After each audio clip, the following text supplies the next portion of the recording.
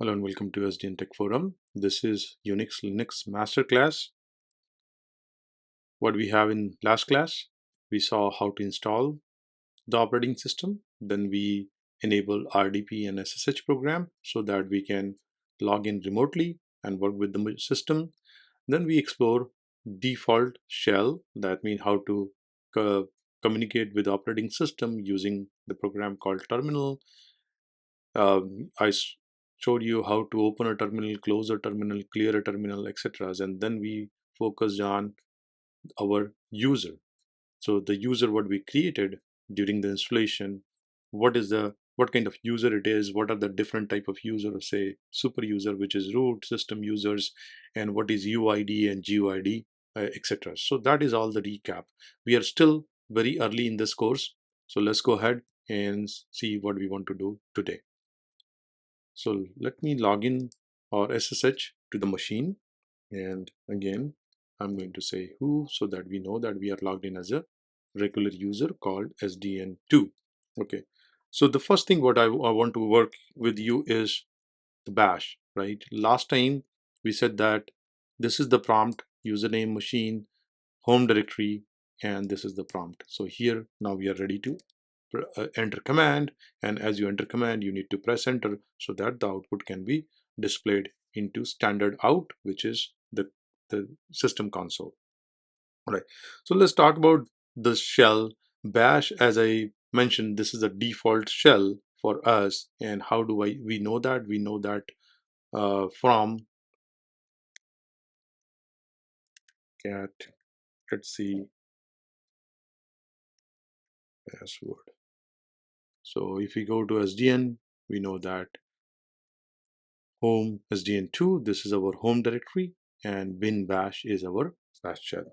We can also confirm this by using two command called, first is pwd present working directory, and this is my home directory. As I log in to my system, this is where, or this is the path I'll be landing all the time, called home directory, and it is denoted by tilde sign.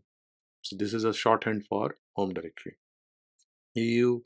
So what kind of shell we have right now? What you can do, you can use echo, dollar sign, and 0.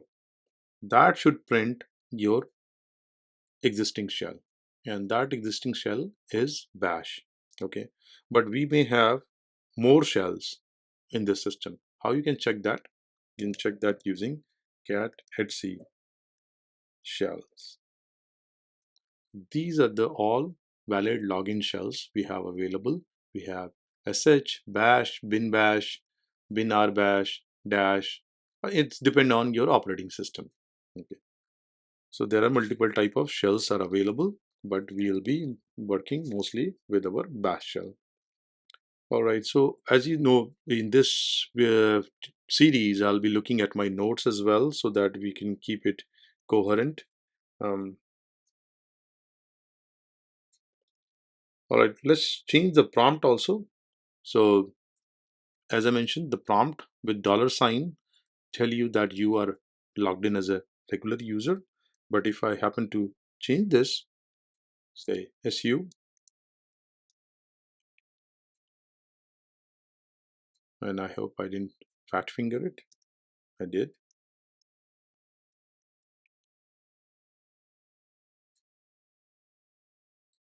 Okay. Sudo SU. That's right. That was sudo SU because you are elevating your privilege, but as a regular user, you cannot do that. That's why you have to append yourself or the command with sudo, and then you have to authenticate. So what has changed here? You can see few things has changed. Earlier, the user was SDN2. Now I know when I do sudo su, root is my super user. So that's why the username has changed to root. Machine name is still same. The path is also same. But what has changed is the dollar sign has changed to a pound sign. And that tell me that I am logged in as root. And if I do a who, Who am I? I am, though I'm logged in as root, as a regular user, but I have elevated privileges. That means I'm acting as root. Okay. Well, let's go out of this because we do not want unnecessary privileges. It's not recommended. So now we are at a point where we can start exploring the directory structure of the operating system. I already shown you one thing, that where I am at /home/sdn2. And here, how you can check, like if you're in GUI, you can go to File Explorer and check your download, document, pictures, movies, other folders. For to do the same thing on CLI, what you can do, you can use the shorthand called ls, which is listing listing of the directories or list files, and you can enter here, and as you can see everything what this user has under /home/sdn2. So we have a folder, we have some text files, we have some pkapng and all those things. And if you want to list it long, you can use flags or attributes with the command. So ls is our command, and then the hyphen l and other options, they are the flags or attributes. What it tell you here is the permission, how many files they have or the links they have, then who's the owner, and who, what is the what is the group. So user, group, and the date, time, and finally the file name, right? It's also tell me something, say D and R, and we will come to this, but it also tell you what kind of file it is. So if it is a D, that means it's a directory, and if it is a dash, that means it is a regular file, which can be opened, right? So directory is something, is a nested bucket. You can enter into a directory, but the file is some flat object, right? You can also do LF, and this actually tell you. So it's pretty much the same command like ls-l, but it actually tell you the type of the files. So as you can see, this backslash tells you that these are directories, and then if there are bin files and etc., they'll be denoted as well. Okay. So while we are at ls or listing the file, let me show you one another important flag, or what you can do is, for every command in Unix or Linux, we have the help available. So if you want to see what all flags I can use, what I can do, I can say ls help, and ls help will tell you all the flags what can go with this particular command. So as you can see, we have used F to classify, we have seen how to use L for a long listing format and all those things, right? R is for reverse, S for size. So, and one another important thing is T, sort by modification or newest item first, right? Sometimes it comes handy if you want to check what was the command file which was last opened or modified or created. So you can use that flag. You have seen you can use multiple flags with one command. Say for example ls, and let me just clear. Or so what you can do ls hyphen rs, or that's not best, lrs. So what I'm asking, list in long listing, in reverse order, and also the size, right? So I'm applying multiple logic together. So it's a reverse listing based on size. That means higher to lower sizes, right? Going like that.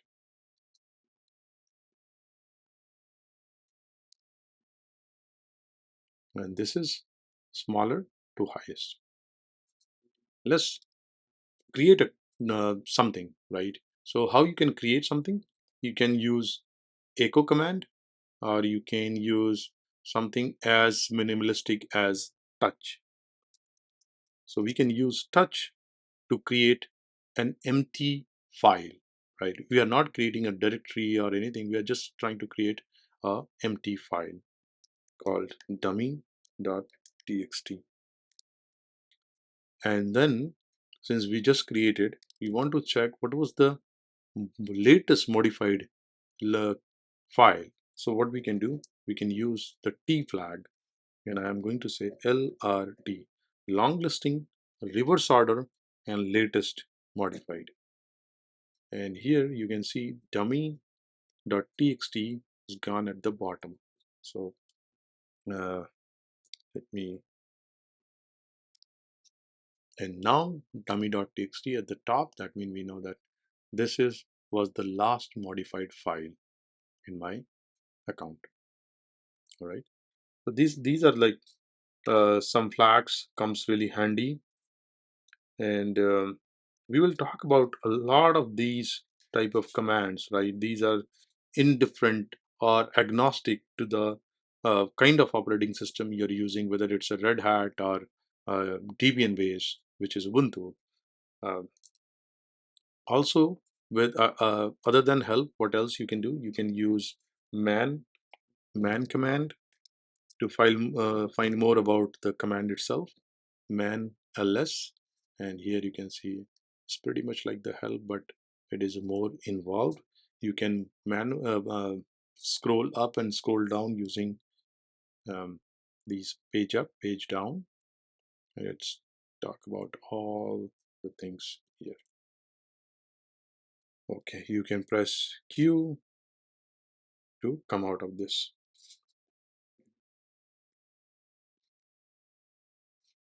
One more thing I want to show you is ls-lh. What it is doing, it is making it more human readable.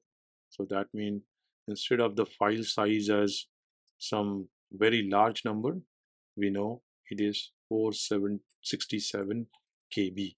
So that's my file size. Make it more human readable.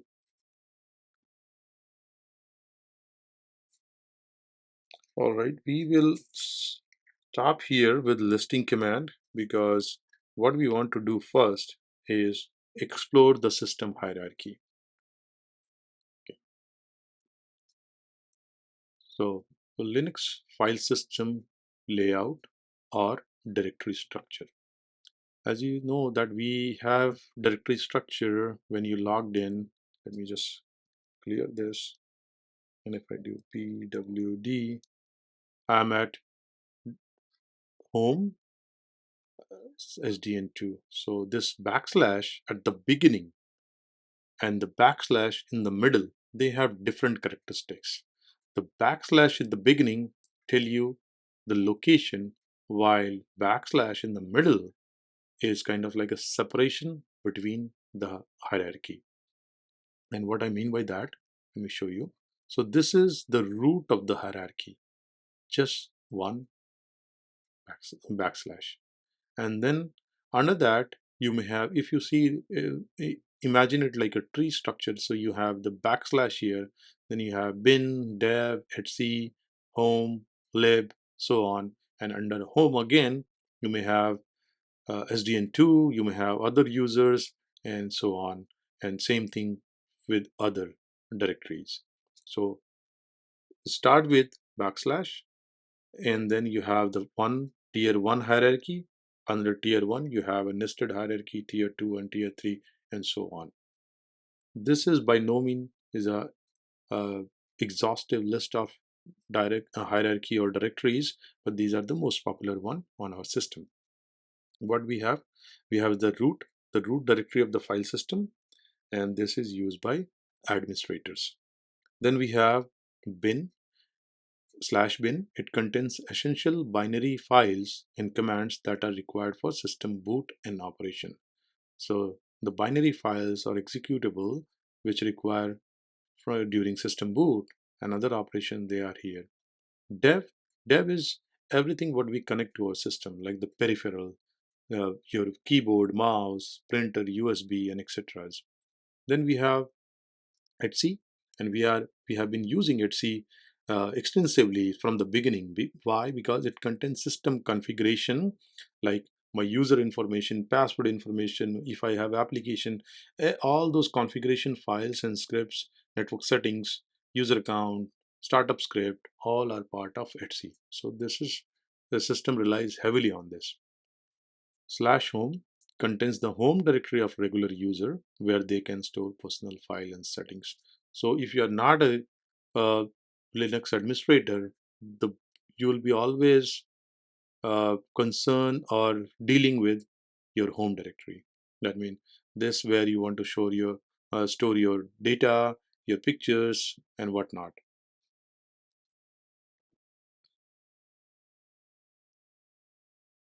Then we have lib file, contains shared library files that are required by system programs and command. Slash opt is optional software packages and applications that are not part of default system installation. So many a time what happen, you uh, use third-party applications like say Anaconda or maybe some paid application. Those application, they don't actually deal with etc or lib etc, but they create their own namespace as opt, and that's where all the configuration files, system files, etc are stored. Slash user, and this is not like a user, this is contains user related program and data such as system documentation, libraries, and shared resources. So this is a little bit of confusing, right? Confusion. Otherwise you will see, okay, if I am a user I should be here, but no, you are under home. Then we have var. All system logs found here contains variable data files and expected to change during normal system operation. Log, all kind of logs, syslog, SMTP logs, and all those logs comes really handy when you are debugging something. But all the logs by default is available under var. There are other things also. One of the things what I want to mention is temp slash temp, and that's where all the temp files are being stored, but they are not persistent, they are non-persistent. That means when the system reboots, the temp folder content is cleared. All right, so these are the most of the popular hierarchy, and as we know we are here, so let's scroll up, right, go one level up. And how you can do that, you can use something called CD, which is change directory. It helps us navigate between that tree structure, what you just saw, right? So what I can do, I can put an absolute reference. That means I can say I want to go to CD backslash, because we know that this is a valid location. And here we are. I don't know whether this has worked or no, right? Because I can tell from prompt. Obviously, here the tilde has changed as a backslash. But that's subtle, right? How else you can check? PWD is your friend. Present working directory is your friend. You know that you are at the root of the system. From here, if I happen to do a listing, then it will give me a complete view of the system, right? Or better, say LF, so that I know which are directories. So as you can see, just like how we discussed, so we have bin, we have dev, we have etc, we have home, we have opt, mnt, run, bin, temp, user, var, everything. And wherever it has the backslash here, that means these are directories. Also you can see d everywhere. Those are the directories. That means you can change directory and go to that. So let me go to quickly, maybe var. So we can say cd var, and now I'm in cd var as the prompt tell me, right? If I happen to link a long list here, I can see all the files, but these files are under var, right? Now let me go back to my previous directory. So how I can do that? Either I can do, I know where I was. So if I have to, if I remember that, I can use this path. That is called absolute method. That means you know where you want to go, you know the complete address, and with change directory or cd, you mention that. So it will take you there. But what if I don't remember, right?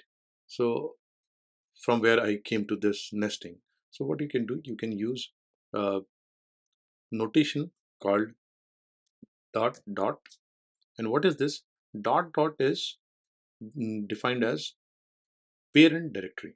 So I'm saying cd change directory to the parent where I'm at my current location. It is considered a child. And if I do dot dot, it will take me to the parent directory. Let's see where I'm going with this. And again, as you can see, cd dot dot took me back to the root of the system. From root, I came to var, and after coming to var, I did cd go to parent directory so that I'm back to uh, root. All right. So from there, say I know that under var we have log. So can I just go to log cd? No log, no such file or directory, because cd or change directory has a view of the current path. That means whatever I can see at this level, I can only take you to that, right? So if I do again a long listing at root, you can see there is no log. So that's why cd doesn't see log, because log is under var. That's why it cannot take you to the log. So what you have, if what you have a use case to go to var log, that means you have to know the complete path, and the complete path is, since we are at the root, we can say var, and under var we want to go to log, and that's how you are at var log, right? So this is how we work with relative and absolute path. Welcome back. We are in Linux day 2, Linux Unix Masterclass. Welcome back from the break. So while we are at the discussion of how to navigate to the parent folder, let's look at another directory structure. So right now, as you can see, I'm in my home directory, and to go to a parent directory, what we can do, we can use double dot notation, which refers as a parent directory, and you can go one directory up. What else you can do? ls-l and the folder type. So this is the complete listing. Let me show you what are the different listing type. Here is a small snippet. So type of file, as you can see, this side denote the type of file, and with F um, you have other notations as well. So if this is a dash, this is a regular file. Starts in E or D, then it's a directory. B is for block files or partitions, and then we have a couple of other types of file which is not available here right now, C, S, and P, right? So these are the different types of file in Linux.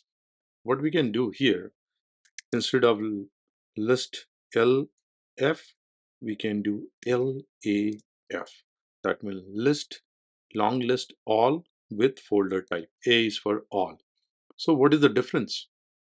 You see here we had these many entries, but as soon as I put A at the same hierarchy, I have so many uh, entries, and some of them they start with a dot notation dot. So what are these? These are actually system default, the files or configuration used by system itself. And when it start with dot, that means they are hidden from regular system shell. Because if you see all the system files as well, it become very cluttered. So by default, what operating system does is it saves the system files, the folder or location, and hide them from the plain sight, but you can still go ahead and see them by using flag called -a. All right.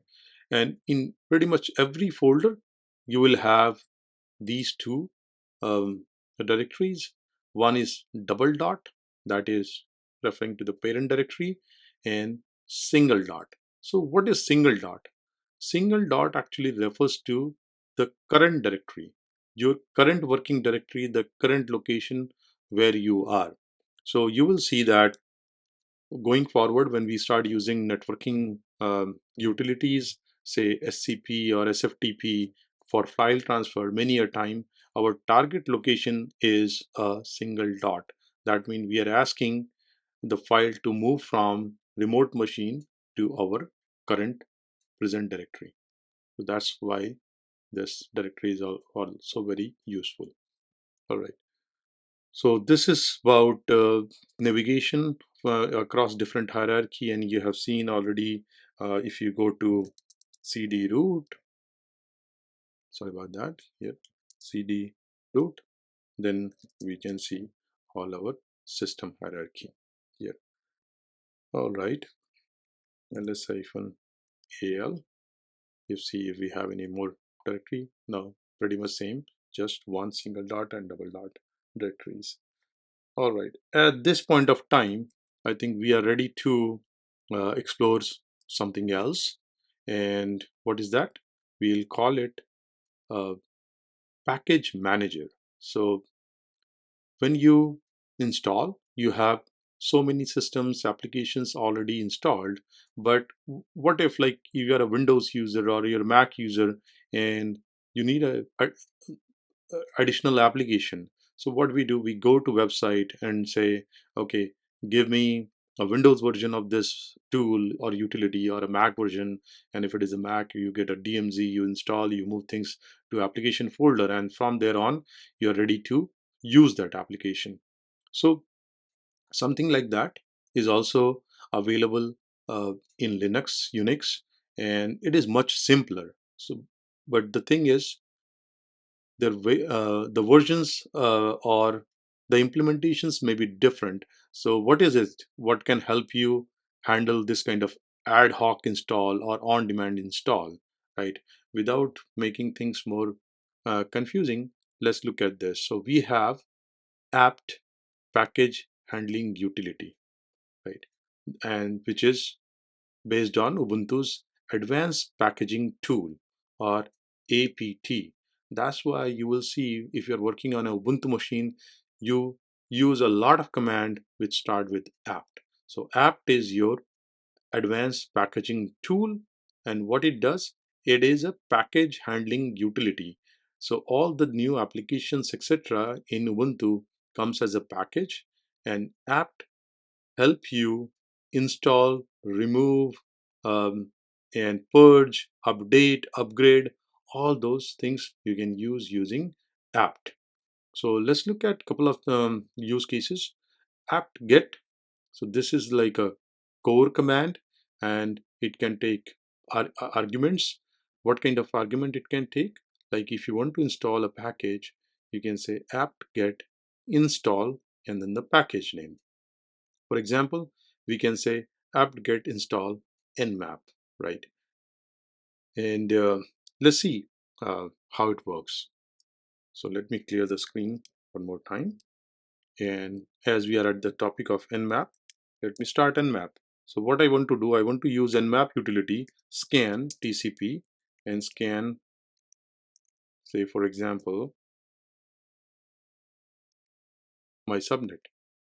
Nmap cannot found, but can be installed using sudo snap install nmap, and snap is again another package manager. So there is, it's not like that apt is only one package manager. There are multiple package manager. Snap is one, nvm is other, but in Ubuntu you are the default and the most famous one, which pretty much have everything, is called apt, and we will be using apt. So it is, I don't have nmap, that hence it is giving me a suggestion that you can install nmap using sudo apt install nmap or sudo apt get install nmap. Let's see, before we install, let's search for it, right? List all available package, what packages I have installed. If I want to search, then what I can do, I can, there is a lot of back and forth. I think we should explore something consistent. So these are the packages already available and installed on my machine, but nmap is certainly not one of them. Hence we need to install Nmap. So let's go ahead and say, uh, before we install, I want to show you one cool thing. This is apt cache, and the apt cache help you explore the repo. So all these packages, they are available in repo, and we have not talked about repo. Tell you about repo, but here is the thing: you have this repo source list, and that's where whenever we want to install any package, Ubuntu go look at those repo lists and fetch the packages from those repos. Let's see what we have it here.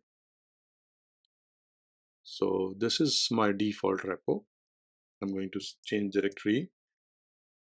Oh, sorry about that. Looks like we were not able to copy. So let me copy and see what we have here. So we don't have anything in apt repo list, source list. And so there is no static or database packages available. It is going to internet defined in, let's look at this.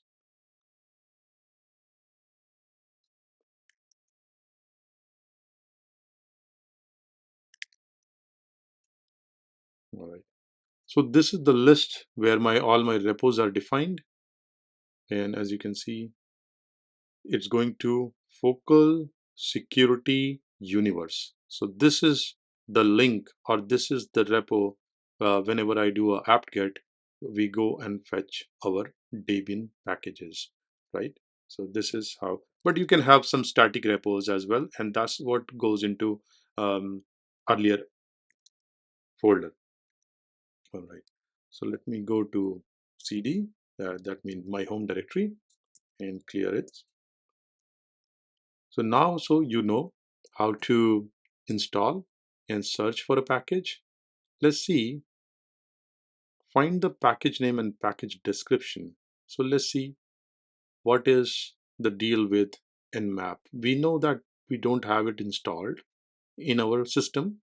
So apt cache search what it is giving us. Okay. These are all, dependencies or things that will come with Nmap. So it's good idea to search who can provide you Nmap. And now we are ready to go ahead and install it. So we are going to install our first additional application. So I'm going to say sudo apt get install Nmap, because Nmap is an application which actually require administrative privileges while scanning. So it's better to install it as sudo.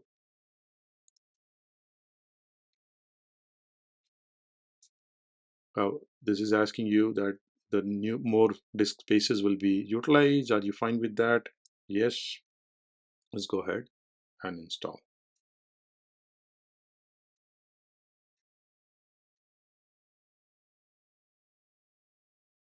And Nmap is a heavy application, so it will download all the dependencies and other packages and make sure that your application is ready for to run. Now let me run Nmap. Same thing, st, that means scan TCP 192.168.1.135, because if we scan the whole subnet, it will take an enormous amount of time. So let's scan only one host. The idea is, as you can see, my Nmap is working and there is a scan report available. So these are the TCP ports, and it has actually decoded the service, equivalent service for us, like 22 TCP is SSH, 53 is domain, and so on, right? So I'm running all these applications, and these ports responded. So that's great. If you happen to uninstall the package, what you can do, there are two ways you can do that. Remove an installed package without removing their configuration file. I don't know why you would like to do that, Ideally, I would like to remove everything when I'm getting rid of an application. So you can do apt-get remove. That's the keyword. So it will uninstall the package, but it will keep the traces on. However, if you want to completely remove an installed package, including their configuration file, then what you can do apt-get purge, and the purge will um, remove remove everything. All right. Now, time on time, you will see your apt package indexes, because it's essentially a database of available packages from the repo, and it point to source.list. In our case, this source.list is actually pointing to a Debian repo on internet. So it's not a problem. But many a time you may have a cache of that, and packages may be fetched from the cache. And the disadvantage of that is cache may not have the current package information. So it's always best that whenever you want to install or upgrade anything, you should do apt get update. Let's do that and see what happened here. Our installation is fairly new, so we should not have many old packages, but we can see apt get update. And of course, this is sudo operation. So you can see this is actually reaching out to the Ubuntu archive and updating all those packages. But if you don't do apt-get update for a long time, you will see that you have so many new updates available, and it can take some time. So it's a good practice that time on time you should do apt-get update. Apt-get upgrade, what it does, upgrade packages. Over time, updated version of packages currently installed on your computer may become available for the package repo. To upgrade your system, first update your package index. So you should do apt-get upgrade. Apt-get update, apt-get upgrade, they both work together. So first you update your indexes, and then obviously you don't want to live with the old packages. What you can do, you can go ahead and upgrade your packages. So as you can see, these packages have new versions or new upgrades available, and hence it is because what is the most important things with the new update? Security updates. They keep on pouring security updates. That's why it's a very good practice to keep your system apt-get update and apt-get upgraded.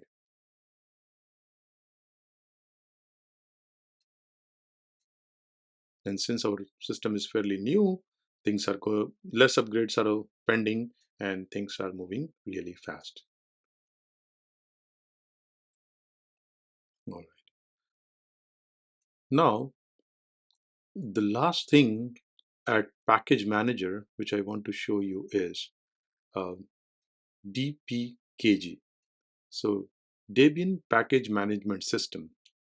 Right now, as you can see with apt-get install, it's really easy to install, right? I'm installing Nmap or I'm installing Emacs, whatever. All I have to do is give the application name.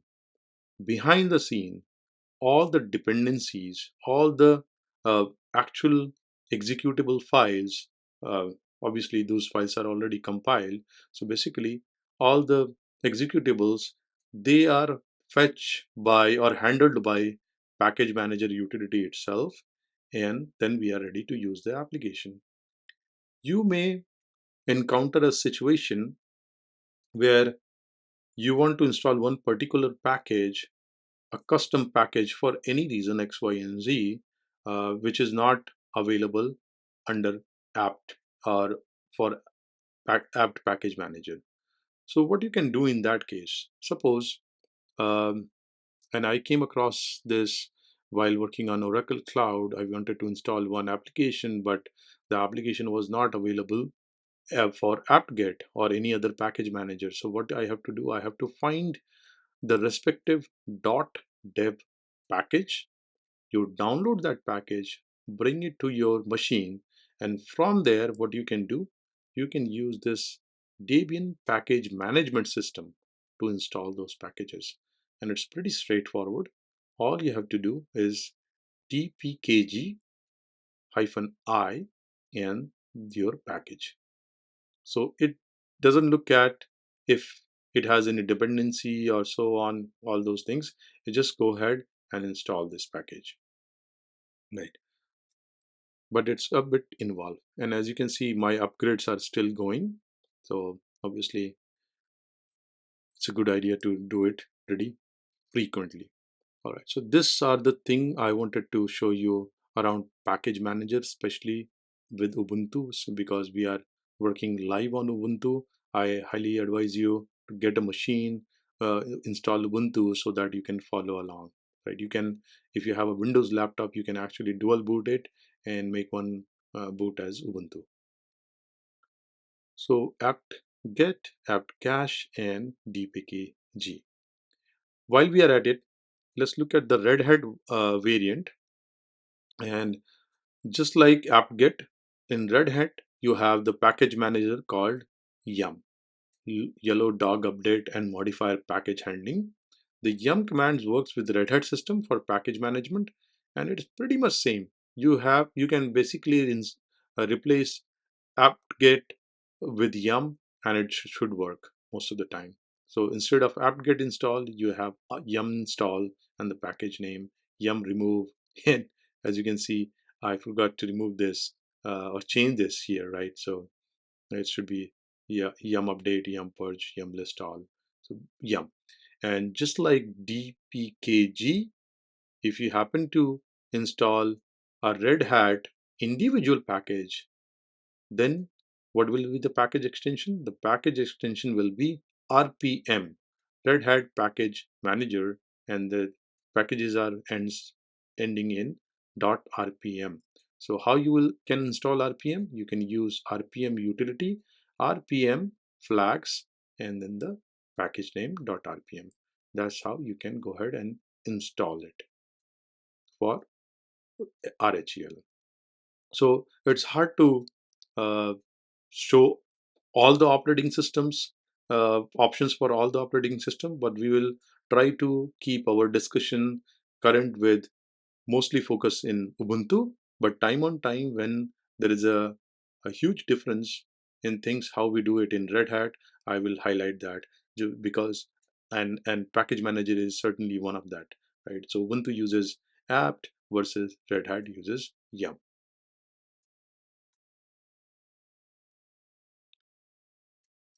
All right, I think this is good enough for day two, and we'll meet on day three to do more Unix kind of thing, like how to copy files, how to create files, move files, find files. So a lot of things how you can work with files, and then we will start looking into file permissions from Ubuntu perspective.